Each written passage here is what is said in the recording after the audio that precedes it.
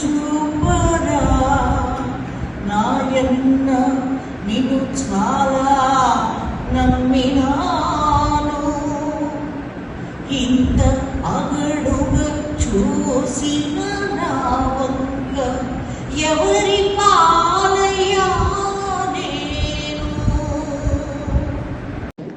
డబ్బులు కావాలి, అప్పుడు నువ్వేం చేస్తావు? నిన్ను నువ్వు ఎక్స్ప్లోర్ చేయడం మొదలు పెడతావు. నేను బాగా కుట్టగలను, నేర్చుకుంటావు. టైలరింగ్ నేర్చుకుంటావు, ఓ టైలరింగ్ షాప్ పెడతావు, బోల్ డబ్బులు సంపాదిస్తావు. నువ్వు స్వీట్స్ బాగా చేయగలవు, ఆ టాలెంట్ నువ్వు ఎక్స్ప్లోర్ చేస్తావు. ఆ రకంగా పెద్ద పెద్ద స్వీట్ షాప్స్ పెడతావు, కోట్లు ఆ రకంగా ఏం చేస్తావు? నిన్ను నువ్వు ఎప్పుడైతే నీలో ఉన్న ఆ చిన్న టాలెంట్ని నువ్వు దానికి ఎప్పుడైతే మెరుగు పెట్టావో, sky is the limit for your achievements. అవునా కదా? మా మేడం అదే చెప్పేది, మా HM. Sky is the limit for your achievements అని. అంత ఎత్తుకి ఎదగలమా అంటే ప్రయత్నించు. అంత దూరం వెళ్ళకపోయినా కొంత దూరమైనా వెళ్ళగలుగుతావుగా, ఇక్కడి నుంచి ఇక్కడికైనా వెళ్ళగలుగుతావుగా. 10 షాపులు పెట్టలేకపోవచ్చు, ఒక షాప్ అయినా పెట్టగలవుగా.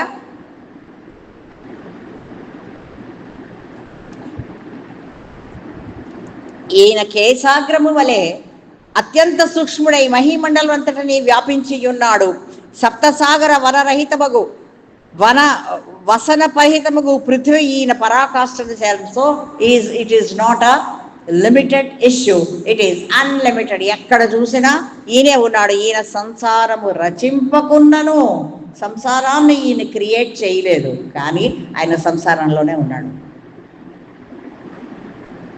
శివుడి గురించి చెప్తారు ఒక చోట, అన్నీ ఆయనే ఇస్తాడు, అన్నింట్లోనూ ఆయనే ఉంటాడు, కానీ ఆయనకేమక్కర్లా.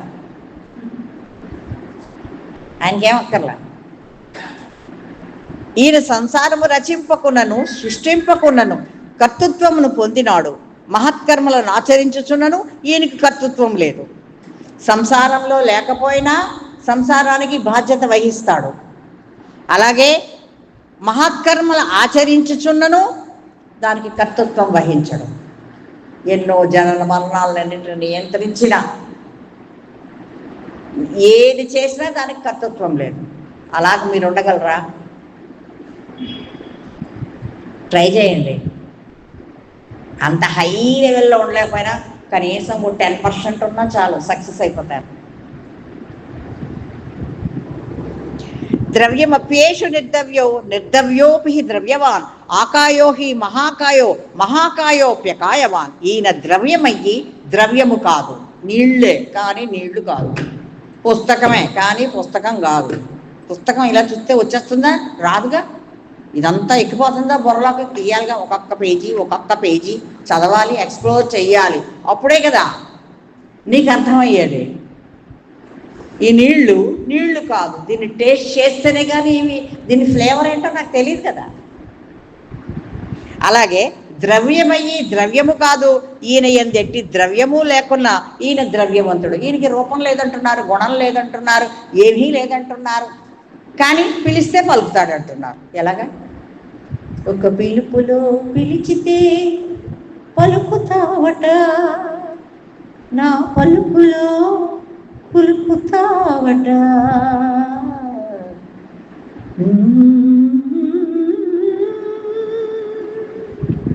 నీ సన్నిధి నా పెన్నిధి అంటే నీ ప్రెజెన్స్.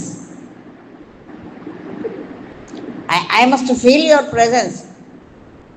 వచ్చావు, అలవేలు మంగమ్మ అలా కూర్చుంది, ధ్యానం చేసేస్తోంది, బాగా డ్రెస్అప్ అయిపోయింది, పంచామృతాలతోటి ఆవిడ స్నానం చేసింది, పచ్చకర్పూరం అంతా ఒళ్ళంతా అద్దారు. ఓ నిండు వెన్నెల, పండు వెన్నెల. వెంకటేశ్వర స్వామి రాలేదు, పాటల మీద పాటలు అలా పాడుతూనే ఉంది, గంటకు అలంకారం చేసుకుంటోంది. కానీ ఆయన రాకపోయినా కూడా అలమేలు మంగమ్మ ఆయన ప్రెజెన్స్ని ఫీల్ అయింది అంటాడు అన్నమయ్య. ఎన్నగల తిరువేంకటేశుడిదే నను గూడే, కన్నులు మనసును తనియ కరుణించెగదవే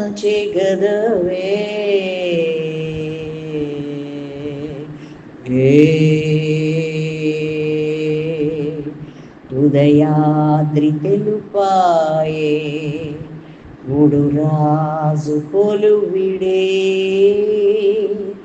ಅದನೆರಿಗಿ ರಾಡಾಯನಮ್ಮ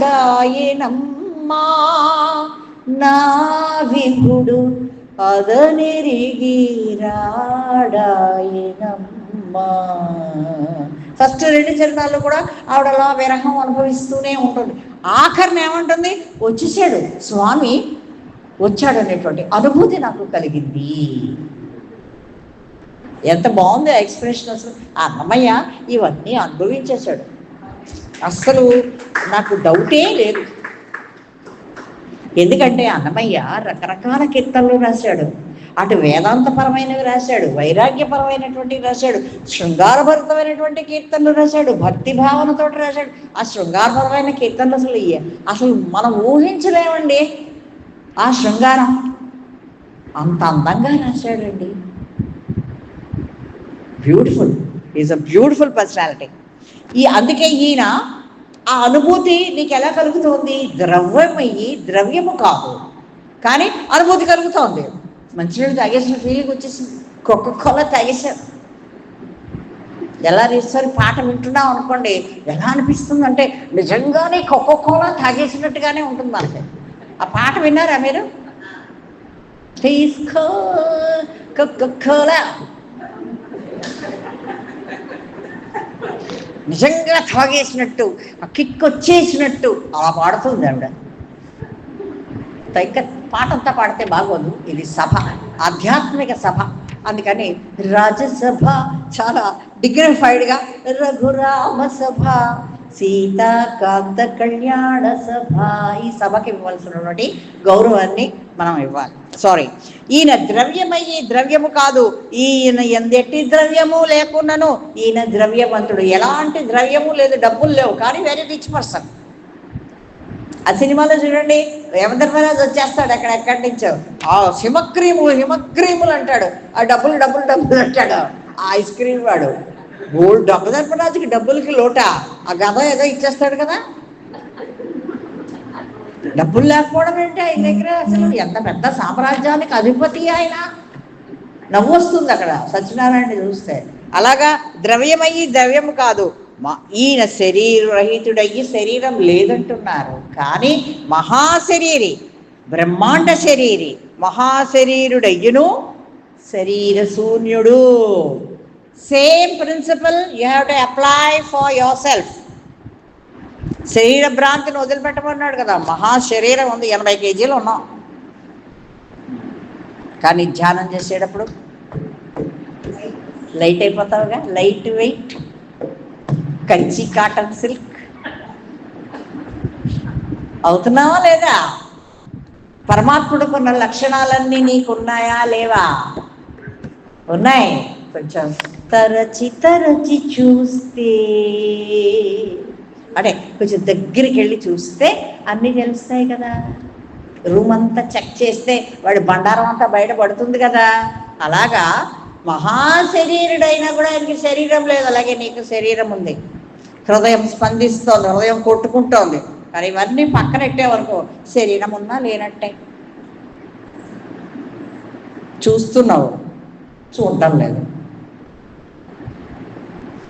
ఏదో ఒకసారి చూశాను అంతే, నచ్చలేదు. వెనకాల ఉన్న వాళ్ళు ఎవరన్నా ఒకసారి చూశాను, ఓకే వింటున్నారు. చూసినా చూడటం లేదు, వింటున్నా వినడం లేదు, నీకేసే చూస్తున్నాను. నువ్వు నాతో ఏదో బిజినెస్ డీల్ ఏదో మాట్లాడదామని వచ్చావు, నీతో నాకు ఇంట్రెస్ట్ లేదు, నీ మీద నాకు ఇంట్రెస్ట్ లేదు, కానీ నీతో మాట్లాడాలి. నీతో మాట్లాడుతున్నాను కానీ నీతో నేను మాట్లాడట్లేదు. అంటే ఏంటి? ఇక్కడ ఏ భూమికలో ఉన్నాను? అజ్ఞాన భూమికలో ఉన్నాను. నీతో మాట్లాడుతున్నాను, ఎక్కడో దేని గురించో ఆలోచిస్తున్నాను.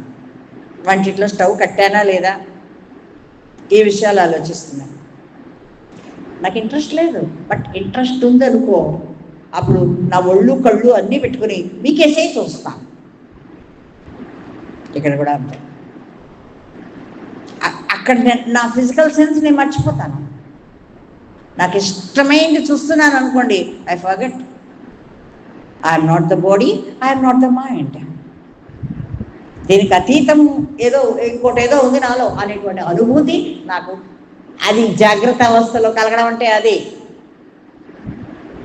జాగ్రత్త అవస్థలో సమాధి. మీరు చూడండి, త్రిపుర రహస్యం అనే పుస్తకాన్ని మీరు చదివితే కనుక సమాధి స్థితులు ఎన్ని రకాలో వాడు అందులో వర్ణించాడు ఆయన. వాడు కాదు, దత్తాత్రేయుడు. విశ్వామిత్రుడికి తీసుకెళ్ళి అన్నీ ఎక్స్ప్లెయిన్ చేస్తాడు. విశ్వామిత్రుడికో పరశురాముడికో సహ్యాద్రి పర్వతం మీదకి తీసుకెళ్తే సమాధి స్థితులు ఎన్ని రకాలు అని అడిగితే ఆయన ఎక్స్ప్లెయిన్ చేస్తాడండి. అమ్మ బాబాయ్ అనుకో.